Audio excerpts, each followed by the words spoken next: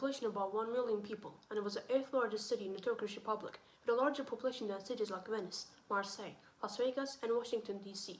Today, it has a population of around 500,000 people, with nearly half of its residents leaving the city. Even odd is that nearly 90% of its population loss happened in just a decade, with 43% of the city's residents leaving the city altogether. But why was this the case? Why does Zonguldak lose its population so drastically, unlike many cities in the world? Fast forward to the 1940s, a massive migration wave began. That migration wave consisted of around 34,000 people, and that migration happened just in 5 years. This was the first migration wave into Zonguldak. However, it was nothing but the last one. Each year, the population growth was increasing, with a growth of 43,000 per year between 1945 and 1950. The largest among all happened between 1975 and 1980, when a population growth of around 118,000 people happened. This number was larger than some of the city's populations at the time, such as Hakkari and Bilecik. Now, to understand the context better, we need to go back about 2 centuries.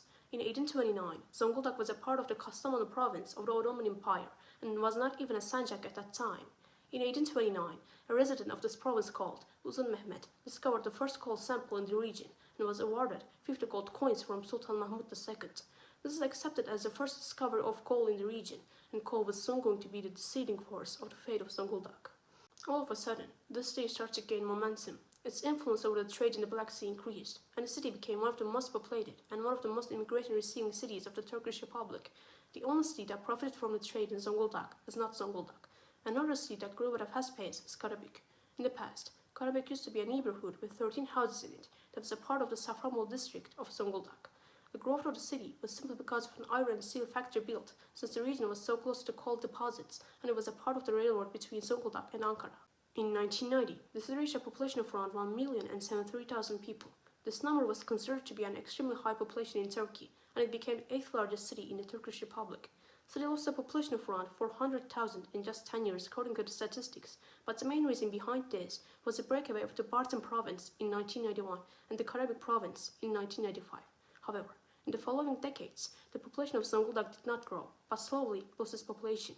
Today, the population of Zonguldak is around 589,000 people. The reasons behind this vary, but the main reasons are the high unemployment rates and the high number of retired people. Today, the city is expected to have a population that is older and lower than today. There is a project called the Filyos Project. This project aims to revive the industry in the region. If these projects succeed in changing the tides and creating a flow of qualified manpower into the region, then they can save Zonguldak and might bring it back to its old days.